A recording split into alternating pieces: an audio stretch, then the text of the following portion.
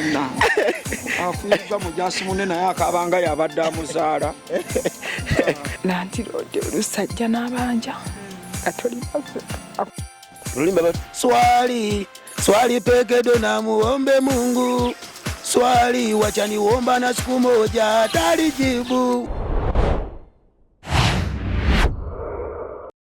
Okay, bwe tuba tukula batunyumiza engero ezenjawulo, batunyumiza emboozi ezenjawulo.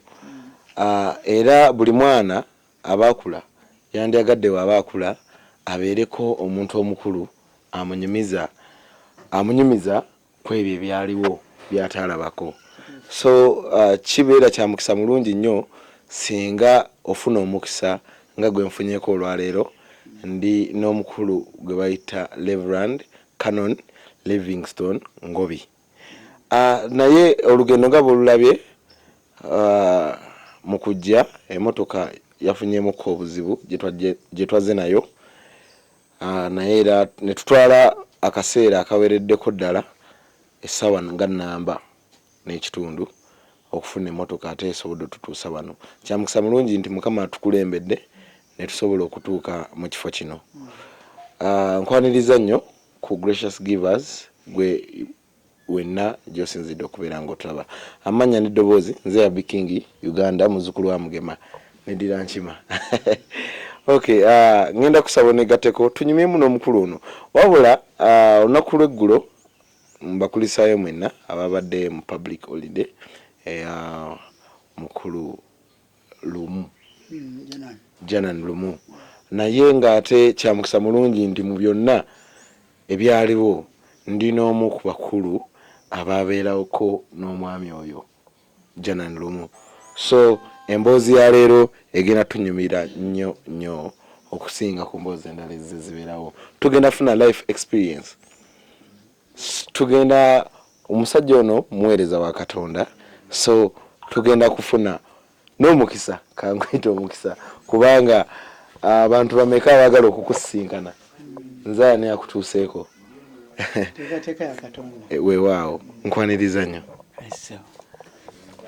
Sooka weyanjulira abatulaba. Mwenna abatulaba, amannya gange nze Reverend Canon Livingstone Ngobi eyawummula transfers za bishop naye akyaweereza. Okay. Nga nvira wano awaka wange. Omuntu akulaba yandyagadde okumanya Canon Livingstone Ngobi yani. Canon Livingstone y'omu ku baawule b'emukono diocese. Kyokka nga yayawulibwa Namirembe. Bw'ava Namirembe n'atumibwa mu eriya y'emukono, yali ekyali eriya. Nga bayita mu nkiiko y'omu ku abo abaaliwo mu kuteesa mukono yeekutule ku Namirembe. Olwo mwaka ki ogwo? Ogwo gwali 1980 mu kuteesa. Naye nga nayawulibwa mwaka 1977 Desemba nga 11. Fenna nga tuli wano tewali yali aliwo n'okulowooza nti anajja. Weewaawo. Kakati yene bakitaffe bayinza okuba nga nabo tebaaliwo. Probably. Yeah. Naye ze naliwo olw'ekisa kya Katonda. Embeera yali etya ebiseera ebyo? Embeera y'ensi yali etambula atya etya ebiseera ebyo? Embeera y'ensi tebangako nnyangu. Neera nendowooza nti okusinziira ku kikolimo Katonda kye yawa Adamu nti ensi ekolimidda ku lulwo. Bwe yali n'olwaleero bwegenda okubeera mu maaso. Mu biro ebyo twasomera mu biseera bizibu. Kubanga nali omu ku baatandika okusomera mu seminari y'e Namugongo. Okuva 1976 paka 77. olwo ebiseera ebyo nga mukulembeze ekyaliko Idi Amin. Oh. Idi Amin nga yaliko. Era Idi Amin yayagala nnyo Uganda eno gifuula ensiraamu. Ensi y'abasiraamu. Era okutibwa kwa Janan Luwumu awo wava kwekakali akatika. Bwe tutuuka e Namugongo twali twakamala sabiti 3 Archbishop Janan Luwumu najja aggulewo officially. Olwo kakati mwe mwali mu myaka emeka? Olwo mu myaka egyo nga nkyali nvubuka nnyo 3. Wali myaka 3? 3. Kuba nasoma mu mwaka kyogwo kakati ogwo gwali 1976. 1976 ngwine emyaka 3. Tugende maaso. Kakati najja ggulawo omusomo. Mbire twalina tutawaffe nga bamuyita Reverend Bazira Godfrey.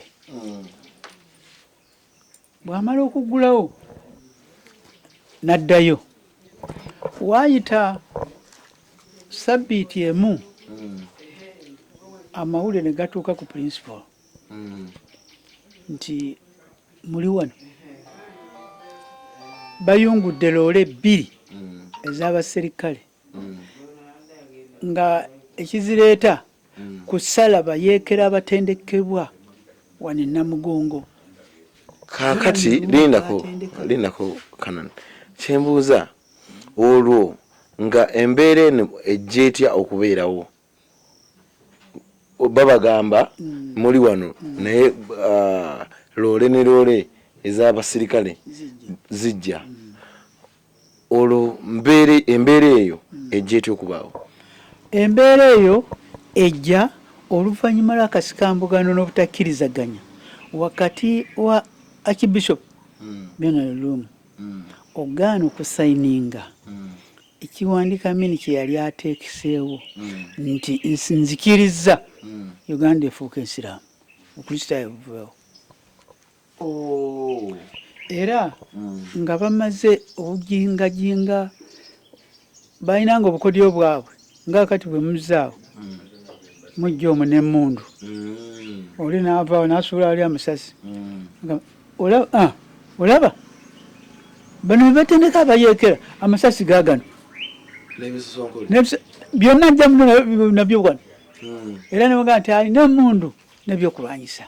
Tudde wali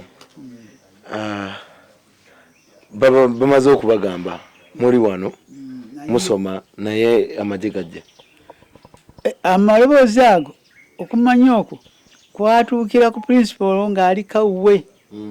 Ffe abayizi tuli mu ddoobo essaawa 1:45 principal ajja eri abayizi kyatatera kukola abange mudowoozi eremwawuka emirundi egi tuula ne tuvaayo. Olwo wayita yali ateeka emmere ku mmeeza tulya ssaawa 2 ez'ekiro n'agamba nti kindeese kubategeeza bayungudde embuloole 2 ez'abaserikale okujja wano okusalamu abayeekera Janan Luwumu baatendeka. Naye okuva ku ssaawa eno gye njogererako buli muntu yeesayira amagezi ayagala okudduka agala okufiira wano ng'abajulizi bemusomako. Nze ngenze wange olwo principal n'abivaamu kati ne tusigala ku Katonda yekka.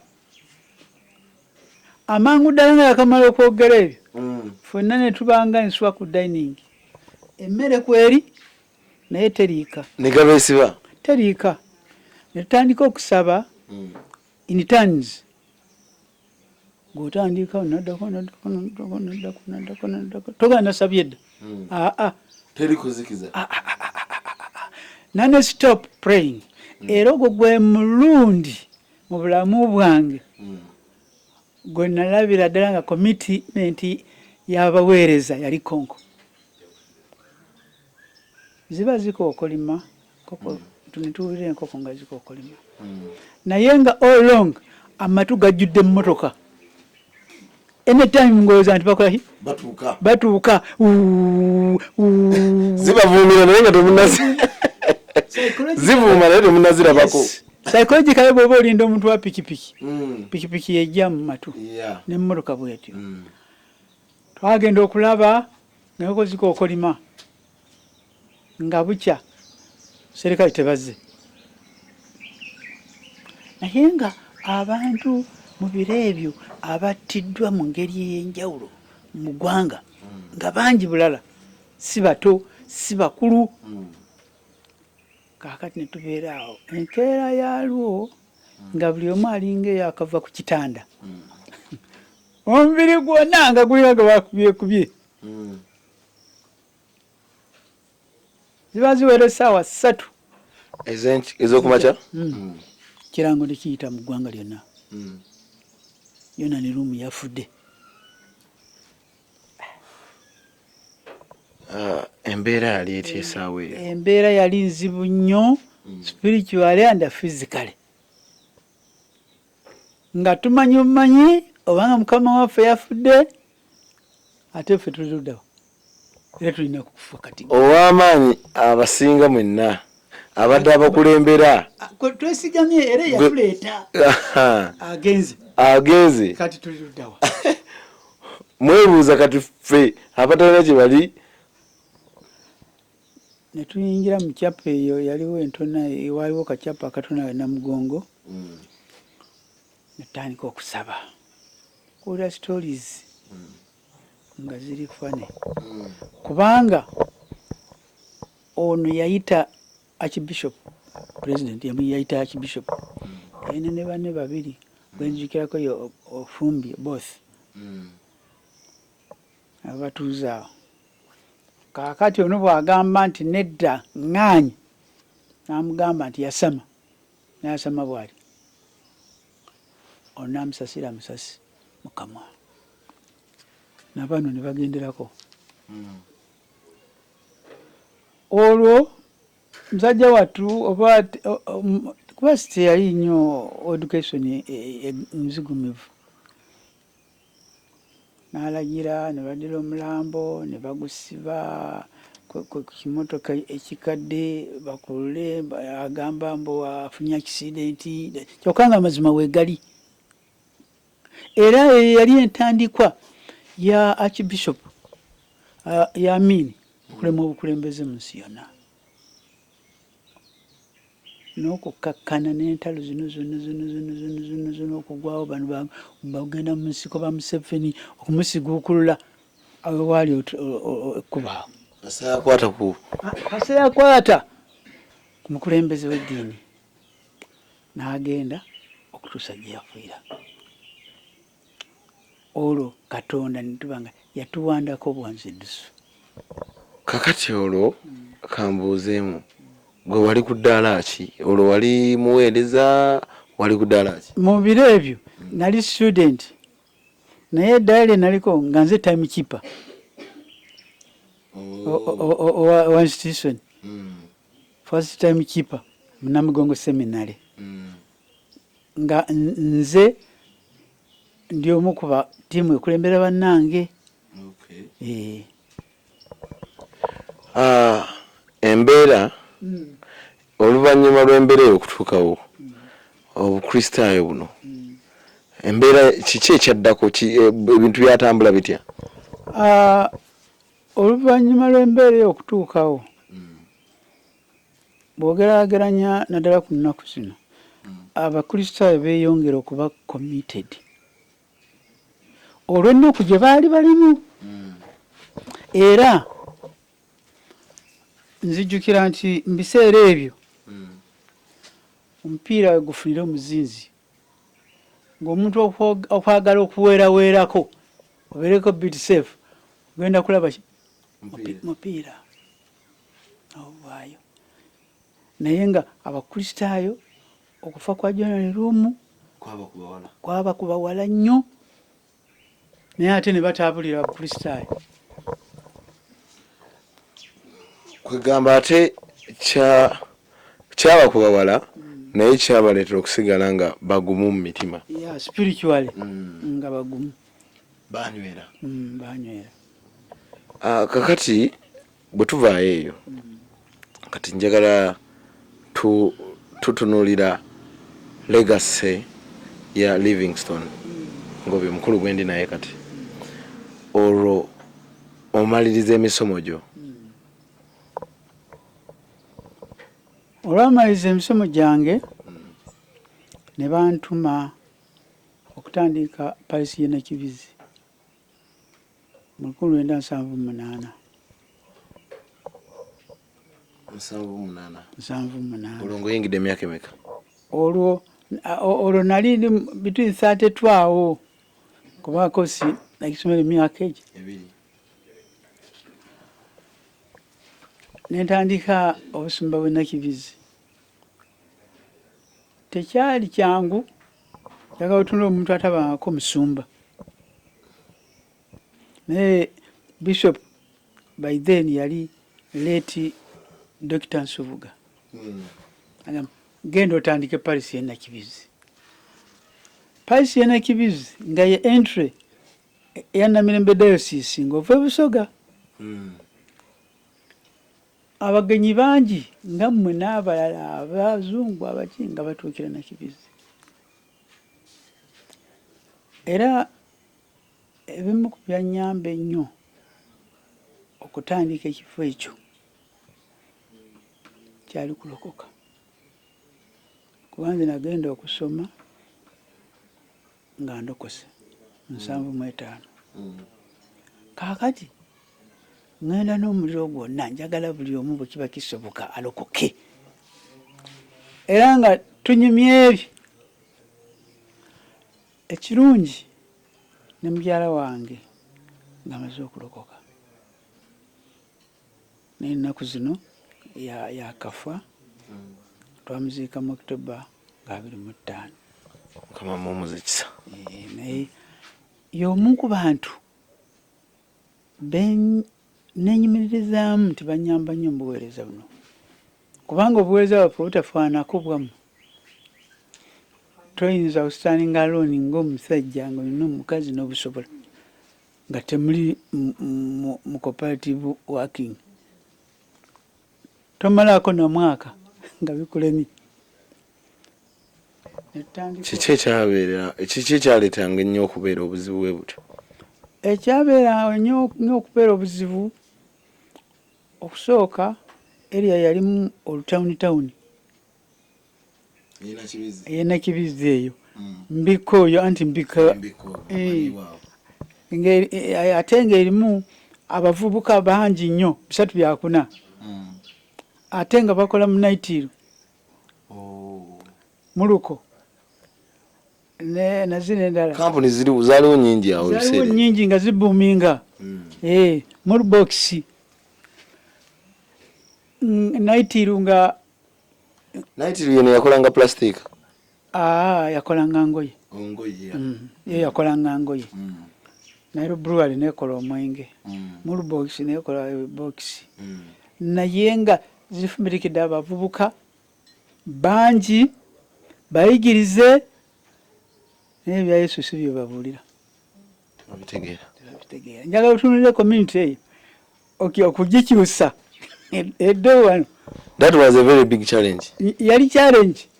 Naye olwokubanga Yesu yali ku ludda lwaffe gye baakomanga okuba n'ebizibu ebingi gye kyakolanga okumpa commitment. Era Katonda n'atuyamba mu bo ne tufunamu abantu abaavaamu nga bakkiriza Mukama waffe. Ne tukola nabo omulimu omulungi ogwakuza Nakibizi. Ne wenjagala olwaliro foundation ya Nakibizi eri very strong. Very strong. Naye nga gwe yatandika omusingi. Ne Yesu wange. Era mu kulokoka wenalabira amagoba. Jukira nali mulenzi muto. Poor in material. Mulenzi yakafulumani. Bagamba okutwala ebintu by'omusumba batwala ka banko. Experience ntono. Sirina almost. Toina ndoyo mwaka n'ogumbwe kuti. Katonda najja ng'abumba neteka fellowship naminya Kitigoma kegamba nagenda okulaba nga Katonda akoze omulimu. Era omulimu ogwo Katonda yagukola nga ayisa munze kennyini nange nengutegeera akola mu bantu ate nange nga nkolako. Namalayo emyaka 6. Ekanisa yali yamuluka. Couples zenabala 66 myaka 6. Couples 66. Yes. Nga wedding. Emyaka 6. Yeah. Wedding yali culture ya Nakibizi. Nti ofunye omukazi oli mu Kristaayo nti every Saturday nga fe wedding weri. Era abatuni bakula nga banyi nti ayino culture. Teri ya ku kawondo ka ku byedinisa. Nena kuzina bwe mpulira nga abantu babuuza omukristaayo. We mugattibwa ddi ono mukazi wo? Mugattibwa ddi? Mwakamala bbanga ki? Myaka 3. Mugattibwa ddi? Nkyamwetegereza. Kwega neewuunya bwewuunya. Nogaba n'abaana bali mu muzannyo. Nga kiki kino kakati ekyakyuka? Era nga wali abakristaayo n'abakristaayo bennyini bamanya ono mutabanyi waffe yagenda okukwasa. Gundi bw'ova ku mulimu jangu enkiiko zaffe zaalinga okuva ku ssaawa 1 ey'ekiro paka 3. Paka 3. Bano bameneja ba Nairobi Breweries aba chai bamunywanga wange nga tebanatuukaka. Nsooka musumba nano gubinika bwe guti gugenda mu kidomola kiramba nga chai banywa nga omuyitawo. Kankozeko emabega katono. Bakujje Nakibizi. Bakutwala Seeta. Olutalo lugenda maaso. Muliro mwoto gwaka. Kakati embeera eyo olwo boobulira bubavaawa kuba abantu baali mu dduka essaawa eyo. Abantu baali mu dduka naye Katonda oyo w'ekisa eye Seeta kyakyo gye mwalaba ya collectinga abantu with no different denominations nti ate ono mukatuliki ate ono muki bantu ba Katonda bonna. Era yakubirizanga okuŋŋamba taata essaawa etuuse ey'okusaba yali musiraamu nga bajjudde mu kanisa batudde.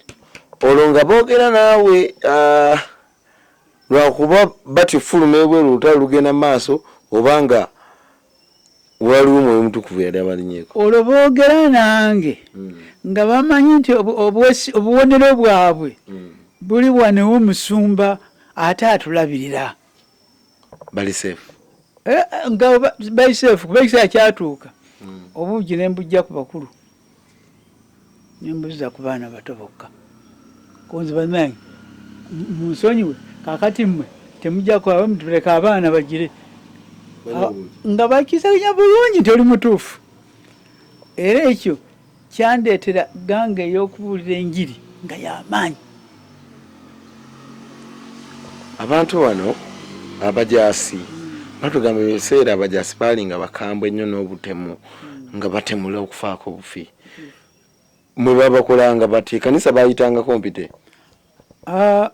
Waliwo oluguudo olugenda e Bukeerere nga mu kanisa waliwo akati bwe kati.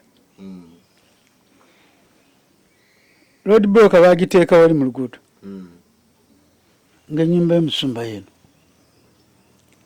Kaakati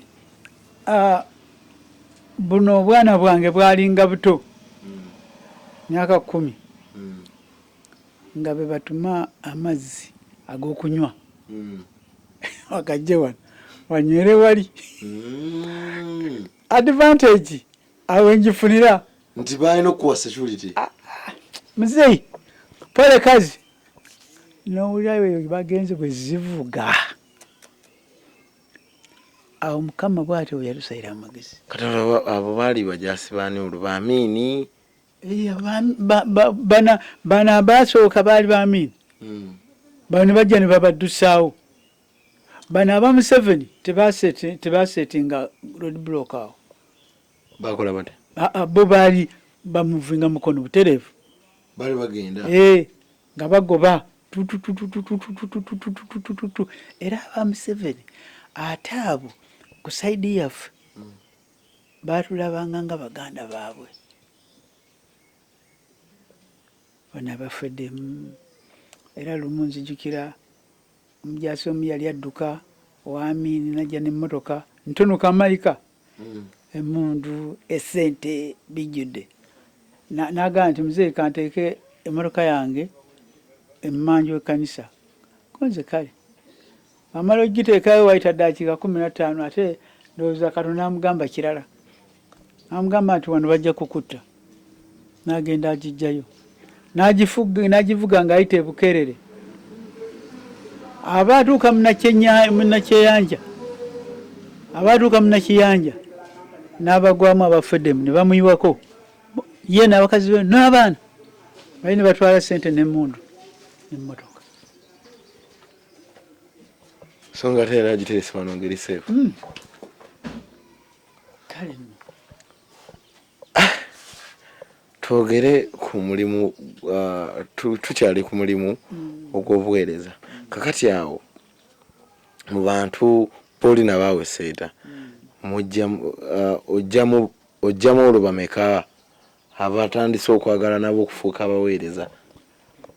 Kaakati olwo awe seeta ng'ekiseera ky'okwogereza abaweereza si kyangu kubanga obwongo bwonna bwali jampe buli omu anoonya wawonera essasi. Era mu biseera ebyo bishopu wange ono aliko eno emukono yali mukulu w'abavubuka.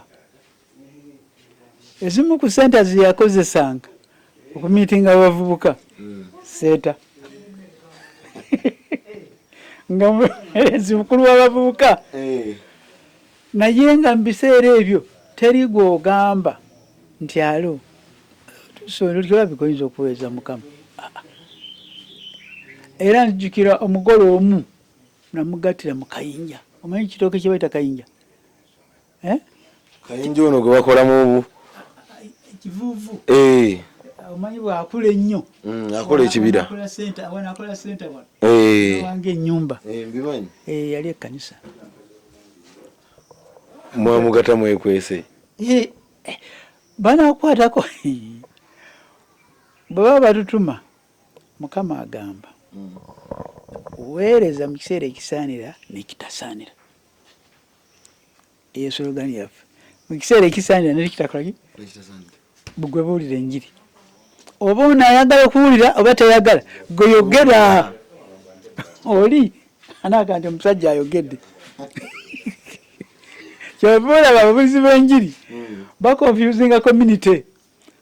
Ate nabo ono bye tuliko ate kakati bino ebya Yesu alese byaki? tuli mu struggle aleeta Yesu. Era waliwo otuuka nga Yesu tatunda naye etteeka likugamba mutunde gwe balemereko. Bwe twava eyo ne tugenda e Ngogwe. Eyo ne tutrainingira ababuulizi baliyo college. Bwe twava eyo ne tudda e Nateta ne tutraininga ababuulizi Endeeba. Era nsanyuka nnyo bwe ndaba ku mutabani wange Kafwero y'omu gwe nasomesa obubuulizi. Oyo wamusomeseza Ndeeba nga college etugiyita BBC. Olwo basanga batya Kafeero omusanga ne banne bameka olwo bamaze budde butuuse buzeeko mu nteeko Embere kakkanye olwo Museveni azo kuwamba olwo kati n'abavubuka bewandiisa na ssanyu bagagenda kusoma olosanga bali awo batu kale oyo n'omulala lwaleero njogera yesabadikoni wange ow'Ebukamba Venali w'Ekironde abo bebamu kuba kirasi babali mu kirasi omwo benasomesa obubuulizi ekyansanyusa ku Reverend Kafeero mu kwogerayogera Kafeero ddayo osome singa yali alemeddeko n'ataddeyo okusoma academic singa ate eri eddaala teyalituuseeko n'addayo n'asoma kati n'afuuka muntu wa mugaso okutuukako ekyo nolwekyo minisitule yange Mukama ankozesezza abaana mu buweereza nina bangi kwegamba wano buli lunaku oba osuubirawo omugenyi kituufu ddala kubanga waliwo abamu nga bajja for marriage counseling abamu bampita buyisi nensitukiramu kubanga nalayira nga nkyali mulamu nja kwebuza Mukama byeyampisaamu bindaga nti Katonda anjagala. Reverend Ngobi bwe nkutunuulira bwe nti oli mu myaka ng'emeka? Ndi mu myaka nga 7 ngoba gwa 79. Naye ng'okyali omusajja w'amaanyi nnyo, obulamu bukuumye otya? Anti ababeera mu Yesu bwe bafaanana. Bw'obeera mu Yesu yakulabirira. Abantu abamu kibaleetera okaddiwa amangu. Misusing of their bodies. Kugamba oluusi bagikozesa ne betandikozesezza. Ekyokulabirako ekyamukulabirako kya mulembe guno. Ku bavubuka nga mmwe notandika okunywa enjaga. Kati olowooza otya omubiri okulivinga longa. Onyodde omwenge. Buli kafankunaali kwegamba kiringa mmotoka eyo n'abo abazivuga nabo bazimanyi. Togiwa saavisi. Gofulumya n'owalabula. Kitegeeza nti ejja kaddiwa mangu.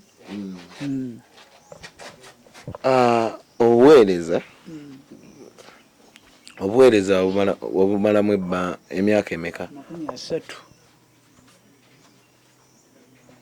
ng'oweereza? Nga mpeereza. Kubanga mundi yaffe tugamba nti otuuka ku myaka 65 notuuka ku retirement. Biki by'osinza okwenyumirizaamu mu buweereza bw'obeeraawo nayo n'ogamba kino ne kino ne kino ne kino? Ebintu bibiri biti. 1, making disciples. Abagoberezi abakozi. Ekyo nkyenyumirizaamu. Ekirala maka nagatta abantu. Ekyo nkyebaliza Katonda. Gamba kubala bifaananyi ebyo abantu b'ogasse tosobola bibala n'obimalayo. Kisobola. Teri omulimu guno ogwammwe gwawukana n'emirimu emirala gyonna gye tukola. Gwawukana n'omuzimbi, gwawukana n'omuntu omubazi, gwawukana n'omuntu akola mu bbanka. Ogwammwe bwe mulimu omuntu gw'alonda okuweereza nga tasuubira kingi wabula okuggyako bakuyita okuganja eri Mukama. Kiki nga tunayingira buweereza buno, kiki ekyakusindiikiriza kulaba ng'oyingira obuweereza? Bwe mmala okulokoka muli nefuna bige eŋŋamba nti kumpi buli muntu yandibadde alokoka. naye engeri ennyangu ey'okumutuukako teeka okuba nga nimuweereza. Nafuna okulumirwa abalala, ekyo kyankola bulungi nnyo n'okuweereza n'amaanyi. Waina ekikutuma abantu badde mu layini gy'ogenzeemu. Ekyo kyanzijjako omwoyo ogulimu ennaku zino nti ŋŋenda okuweereza wano kubanga nsuubira nti nja kufunawo emmotoka eyo. Era mu buweereza bwaffe ne munnange tama y'ensimbi twagirabanga nga threat mu kukkiriza kwaffe. Threat eyinza okuggyawo okukkiriza kwammwe. Yes, ne twegendereza nnyo so nga ate abantu be twasookeramu baali bagagga ddala. Oluvannyuma lw'emyaka 2 nga tithing y'e Nakibizi ebbuminga, nzijukira lumu mukuyuza we Kasubi yaga naye Nakibizi ebeera etya eyokusatu mu Namirembe nga ffe tuli wano ebeera bweyo Nakibizi ebeerawa nga tamanyi na Nakibizi gyeri. Naye through tithing singa tama nagiteeka ku ssente, singa nze omukuba bundu oba zandinze ate zandinyonoonye bwonoonyi, naye saagiteeka nnyo ku bya bugagga.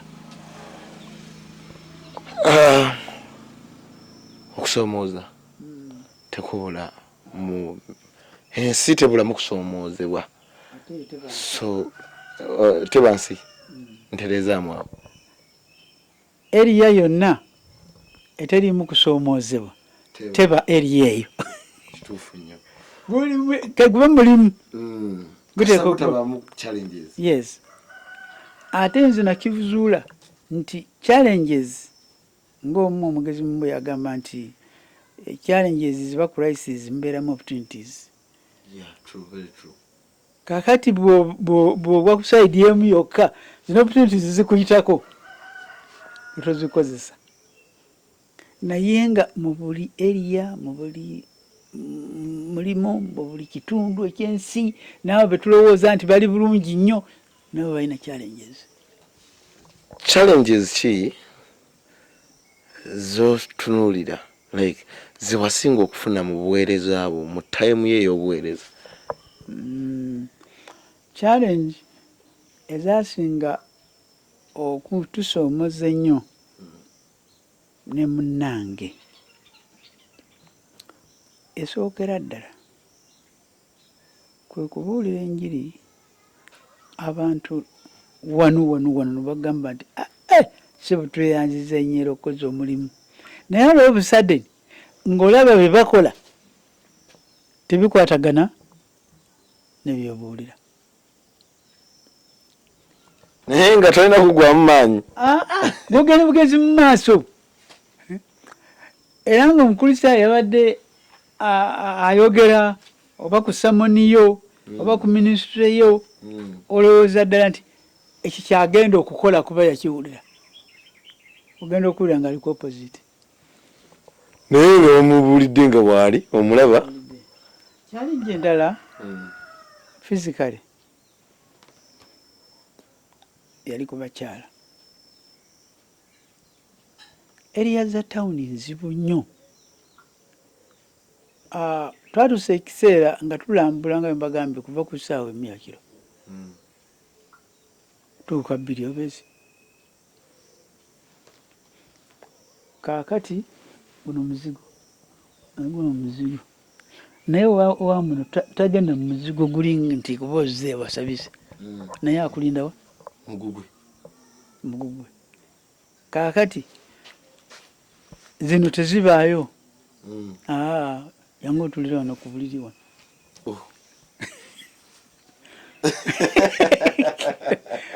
Kakati nagisize eno. Omulala ayinza okuyita kubanga amanyi nti enkola yo toyita bw'omu.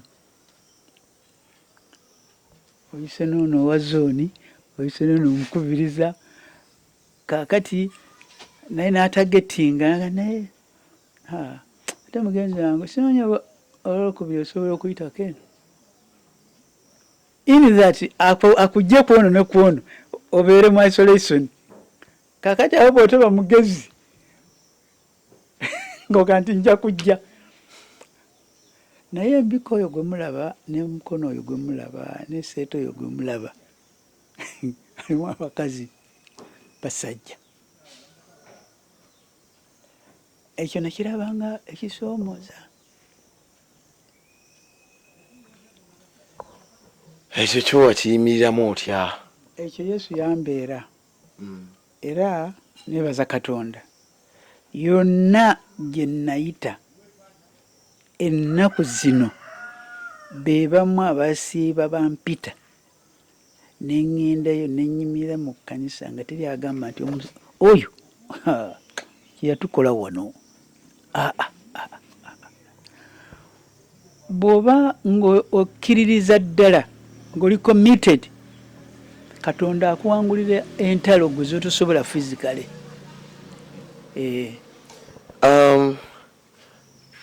Bwe ntunuulira embeera yonna nga bw'oginyumiza eraga nti waliwo empeera.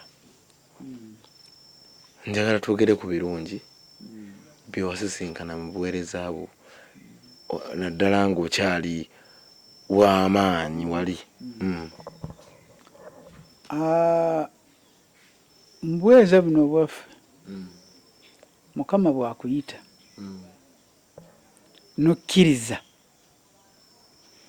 ekigambo ekikwata ku mpeera tokissako nnyo mulamwa guli awo gw'amaanyi. Tokitunuulira nnyo. Singa okitunuulira nnyo you are going to fail. Kubanga ojja kutuuka wano nga wano abantu ba wano bo bali well off. N'omusajja ng'oyo ayinza okujja ku weekend n'emmotoka ye n'ettooke n'ennyama aga amusumba tugambye nti ewaffe tuyitamu bulungi naye naawe wa wano ate ne bakuggyaawo ne bakutwala awantu kagamba ate onazze okutugaggawalirako agambye busoda sente za kidduka azze okugaggawalira wano so nga ate n'ebira bwe bawa kuba decentralization ya gavumenti bagikopa mu kanisa for your information.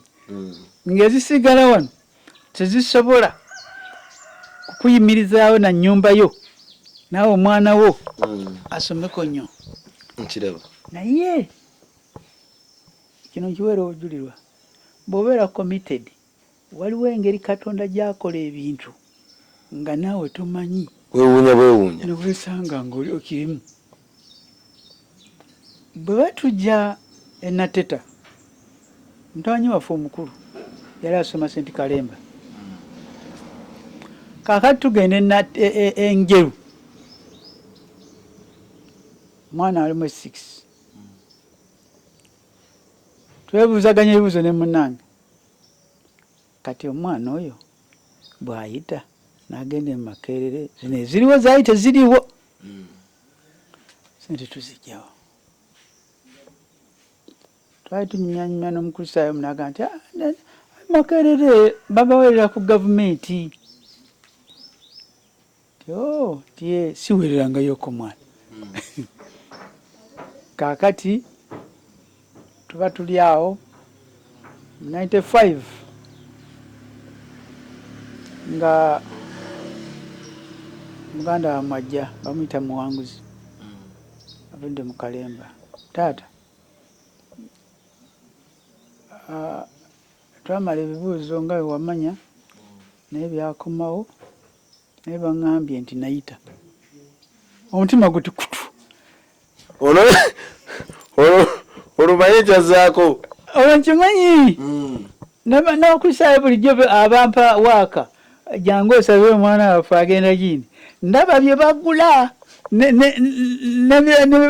bamuwerekera kakati ono aŋŋamba akoze ta ayise okumugamba nti bw'oba oyise ogenda wa agamba naye eyambuulidde yavudde Kampala kwano gange yandabye ku lisiti Makerere.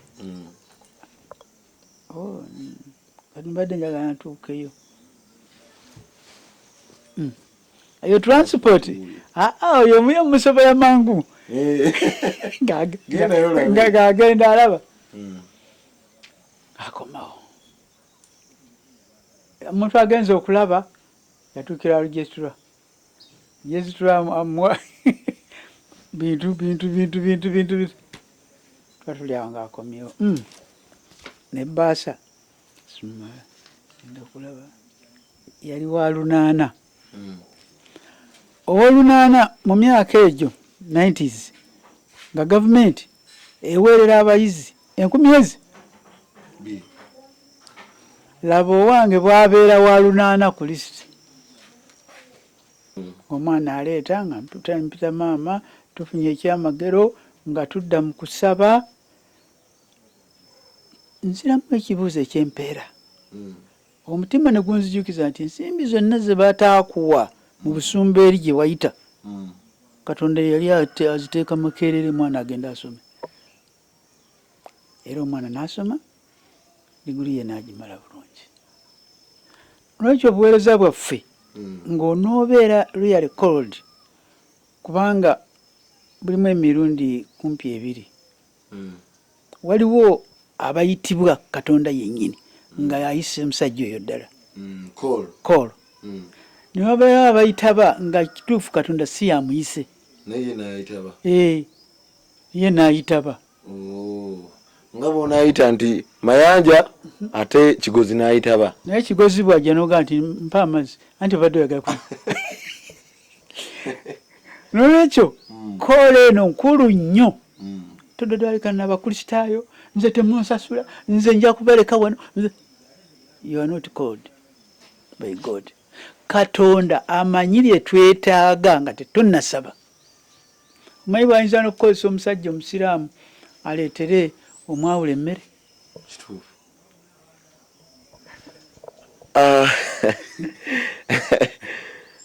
Kakati kyenjagala obuuza nga bwe tumaliriza. Obadde mu buweereza nga Reverend for a very long time. Wandyagadde oba wali obaddeko awo n'ogamba nti n'oyagala omwana wo oba omu ku baana bo ayijoyininga obuweereza? Saakirinaako naye surprisingly Katonda yakola ennaku zino kemita surprise. Tuba tuli wano ng'omwana waffe omukulu ajja kibampise ogende mukono kubuuzibwa interview. Ani yabikugambye? Tisaba dikoni. Mugamba ddamu emirundi 3. Tisaba dikoni yaŋŋambye. Ne mugamba nze sirwanagana na Katonda yakumpa. Naye bw'oba ogenda ennoni togisuula muno kuba Makerere asoma busomesa te bwa sayansi. Togisuula genda naye musawo. N'agenda n'asoma n'amala ate eyo nno yali yakusatu kuba yali amaze ate ya medical counseling. Naye nga ffe ebyo Katonda abikola tetulina ssente zituwaayo Katonda yasasula. Kwegamba okyali kumpeera. Nkyali kumpeera. Okay, kakati nzirayo waliko omusomesa. Naliko omusomesa. Paati etu tunagyogerako kati njagala nga nkukwasa obubakabo. Njagala osooka onnyonnyolemu ku busomesa obwo. Ojja otya okuva mu busomesa ate ojoyininge? Olwo obusomesa buno bwe nalimu by then bwali bwa license nga gavumenti ekuwa license oyagala okusomesa. Awo Yesu wansanga nti nva mu license teacher jangu eno. Omusomesa asigala musomesa. Omusomesa asigala musomesa. Ng'era omwawule bwasigala nga mwawule. Okay, kale kakati era eri mu busomesa olw'okuba namalayo like 10 years. Sikiruzizaayo zanyamba nnyo okwimplementinga bino bakulisitaayo n'okufeesinga abantu okwanguyira okwogera nabo ne self esteem nga y'amaanyi.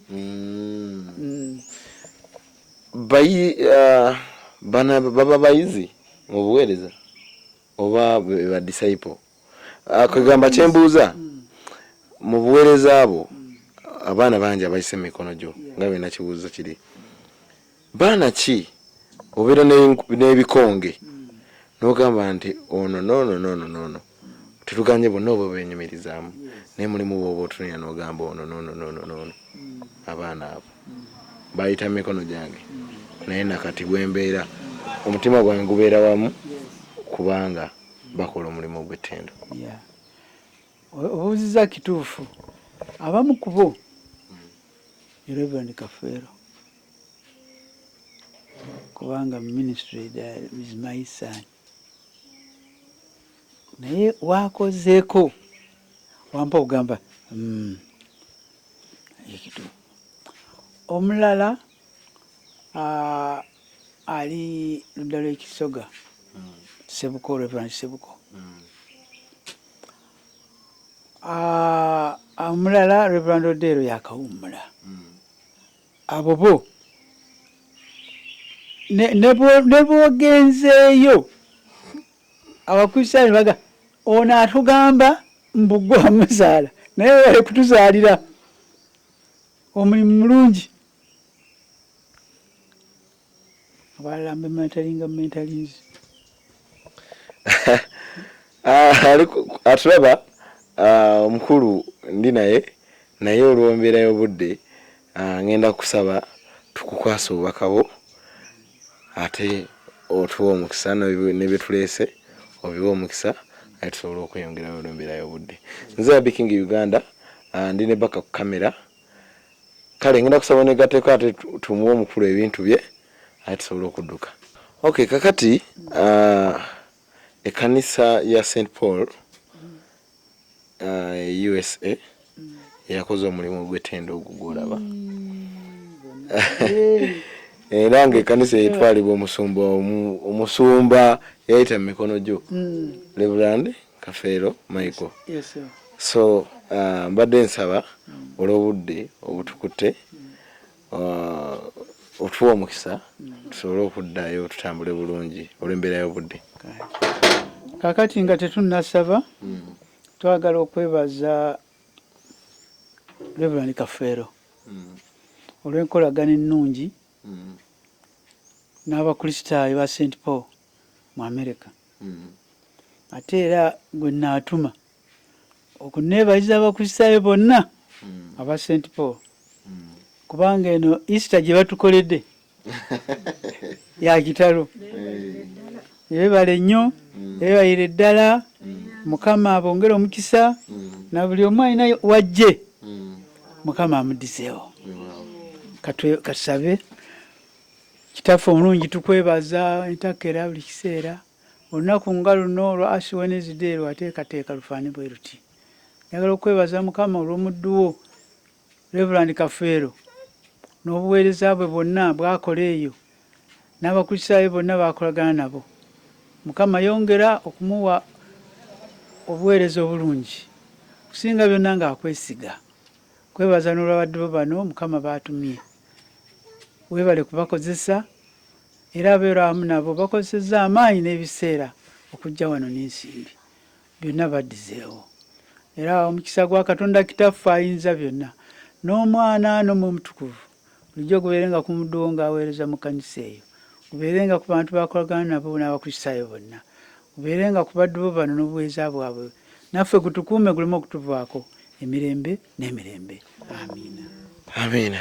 Kale akatalekeka eri embeera nga bw'ogiraba nti ensi teringa bwe yali, bingi nnyo ebigenze maaso bingi nnyo tetuyinza kubyogera nitubinyonyola nitubimalayo, naye okusinziira gwe ng'ensi bw'ogiraba abavubuka bangi n'ebigenda mu maaso bingi nnyo.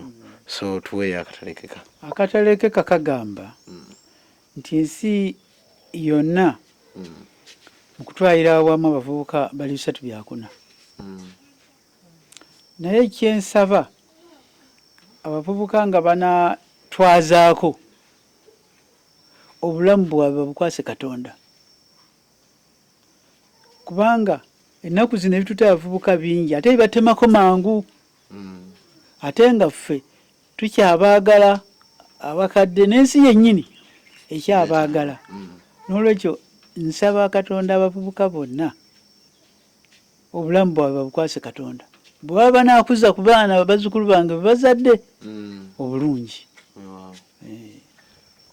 Okay, kale ngenda kuba nkusiibulira wano gwe atulaba nja twalira ddala omukisa guno okweyongera okwebaza St. Paul Church USA.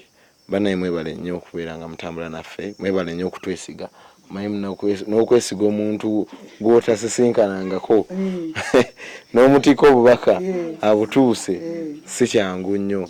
So obwesigwa bwammwe naffe bwatuleetera okulaba kugamba omuntu akwesiga naawe n'akuleetera okwesiga gwe kennyini ne weesiga. So tubeebaliza ddala aba St. Paul, mwebale nnyo, mwebale ddala. Ate n'ekirala kyembebaza nti tusisinkanya abantu bangi nnyo ne bafuuka famire zaffe lwakubanga bo. So famire ya St. Paul ebeera famire yaffe. Twebaza bonna bonna. Okay, kakati alala kano mbadde nkeerabidde kakati olw'obudde n'emmotoka okugikyusa ennyama eno akanyama kano nade nina okukakuweerako ki ettooke, naye olw'obudde ettooke ngambye kantuukirize ettooke lino akaseeke ettooke lisigale wano mbadde sinza ettooke eryo nalyo kalisigale. Kale mwebale nnyo, mwebalire ddala. Amiina. Mbaagaliza obulamu obulungi, mbaagaliza entambula ennungi, Mukama agira abakuuma. Naye temukomanga kwololoka tukomengawo newankubadde bali tebabatumye tudde kubanga mufuuse ba family members. Kale siibula bakulaba wadde tubasiibudde nabasiibula. Bannange abandaba njagala okubasiibula nga nessanyu lye mutukoledde olwaleero mu maka wano. Katonda aweebwe ekitiibwa. Baite eryamu ekiwagonja. Eryamu ekiwagonja. Era mbaagaliza obulamu obulungi mu Mukama waffe. Nebaza mwenna abatulaba ng'ogyeko St. Paul tiimu yaffe mwenna abakwataganyamu naffe okulaba nga mututuma ne tusurprising abantu bammwe abagalwa bammwe byonna tubyebaliza ddala. Nebaza abasubscribinga, nebaza abasharinga stories zaffe zino ne zituuka mu bantu ab'enjawulo. Nze Happy King Uganda ngenda kusaba atakumira mpeera abankumire. Mbeere bulungi, mweraba.